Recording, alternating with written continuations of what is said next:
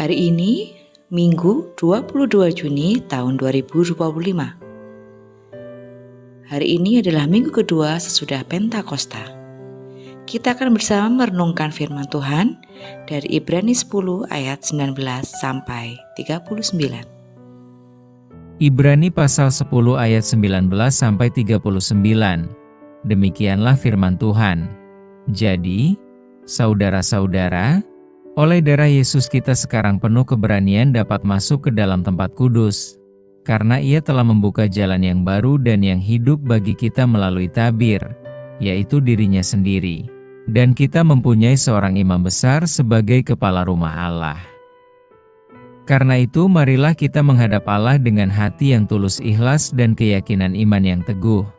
Oleh karena hati kita telah dibersihkan dari hati nurani yang jahat dan tubuh kita telah dibasuh dengan air yang murni. Marilah kita teguh berpegang pada pengakuan tentang pengharapan kita, sebab Ia yang menjanjikannya setia. Dan marilah kita saling memperhatikan supaya kita saling mendorong dalam kasih dan dalam pekerjaan baik. Janganlah kita menjauhkan diri dari pertemuan-pertemuan ibadah kita, seperti dibiasakan oleh beberapa orang, tetapi marilah kita saling menasihati, dan semakin giat melakukannya menjelang hari Tuhan yang mendekat. Sebab jika kita sengaja berbuat dosa, sesudah memperoleh pengetahuan tentang kebenaran, maka tidak ada lagi korban untuk menghapus dosa itu. Tetapi yang ada ialah kematian yang mengerikan akan penghakiman dan api yang dahsyat yang akan menghanguskan semua orang durhaka. Jika ada orang yang menolak hukum Musa, ia dihukum mati tanpa belas kasihan atas keterangan 2 atau 3 orang saksi. Betapa lebih beratnya hukuman yang harus dijatuhkan atas dia, yang menginjak-injak anak Allah, yang menganggap najis darah perjanjian yang menguduskannya, dan yang menghina roh kasih karunia? Sebab kita mengenal Dia yang berkata, "Pembalasan adalah Hakku. Akulah yang akan menuntut pembalasan." Dan lagi, Tuhan akan menghakimi umat-Nya. Ngeri benar, kalau jatuh ke dalam tangan Allah yang hidup. Ingatlah akan masa yang lalu. Sesudah kamu menerima terang, kamu banyak menderita oleh karena kamu bertahan dalam perjuangan yang berat, baik waktu kamu dijadikan tontonan oleh cercaan dan penderitaan, maupun waktu kamu mengambil bagian dalam penderitaan mereka yang diperlakukan sedemikian. Memang kamu telah turut mengambil bagian dalam penderitaan orang-orang hukuman, dan ketika harta kamu dirampas, kamu menerima hal itu dengan sukacita, sebab kamu tahu bahwa kamu memiliki harta yang lebih baik dan yang lebih menetap sifatnya. Sebab itu janganlah kamu melepaskan kepercayaanmu, karena besar upah yang menantinya.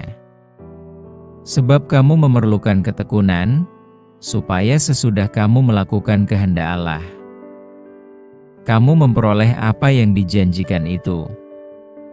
Sebab sedikit, bahkan sangat sedikit waktu lagi, dan Ia yang akan datang, sudah akan ada, tanpa menangguhkan kedatangannya. Tetapi orangku yang benar akan hidup oleh iman, dan apabila ia mengundurkan diri, maka aku tidak berkenan kepadanya. Tetapi kita bukanlah orang-orang yang mengundurkan diri dan binasa, tetapi orang-orang yang percaya dan yang beroleh hidup. Dengan tema setia bukan khianat. Marcus Junius Brutus adalah seorang negarawan Romawi yang ternama. Ia populer karena tindakannya membunuh Julius Caesar, penguasa Roma. Tindakan Brutus menjadi buah bibir karena dia pernah mendapat amnesti dari Julius Caesar terkait pemberontakan Pompeius yang memicu perang saudara di tahun 49-45 sebelum Masehi. Saat itu Brutus mendukung Pompeius. Pengkhianatan Brutus terjadi karena ia tidak puas dengan sikap dan kepemimpinan Julius Caesar. Ibrani 10 ayat 19-39 mendorong orang percaya untuk tetap teguh dalam iman mereka dengan cara saling mendukung berlandaskan pada keyakinan yang mereka miliki melalui pengorbanan Kristus. Korban Kristus memberikan identitas baru bagi orang percaya dalam perjanjian baru, sehingga orang percaya dapat menghadap hadirat Allah dengan keberanian di ayat 19-20. Ibadah menjadi salah satu hal yang hidup dan menyenangkan, karena Allah telah membasuh dan menyucikan hati nurani kita di ayat 21-23.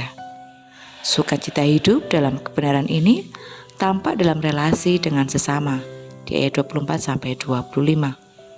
Penghargaan kepada kebenaran Allah yang mutlak dan tidak boleh dipermainkan di ayat 26-31. Dan pengharapan kepada penggenapan janji Allah di masa depan yang dapat mengatasi duka cita dan sakit hati masa lalu di ayat 32-39.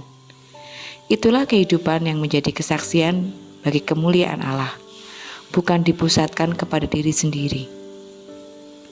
Janganlah kita seperti Brutus yang gagal menghargai Julius Kaisar dan menekankan kepentingan dirinya sendiri. Setiap orang percaya diajak dan diundang mendasarkan keyakinan iman mereka hanya karena pengorbanan Kristus.